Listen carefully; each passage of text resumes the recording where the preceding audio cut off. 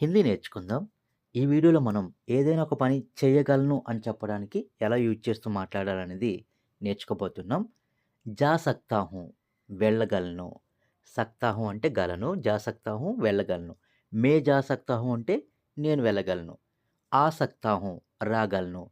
మే ఆ సక్తా హూँ అంటే నేను రాగలను. దేఖ్ సక్తా హూँ చూడగలను. భేజ్ సక్తా హూँ పంపగలను. లిఖ్ సక్తా హూँ రాయగలను. ఖా సక్తా హూँ తినగలను. లే సక్తా హూँ తీసుకోగలను. దే సక్తా హూँ ఇవ్వగలను. బతా సక్తా హూँ చెప్పగలను. రఖ్ సక్తా హూँ ఉంచగలను. ఖోల్ సక్తా హూँ తెరవగలను.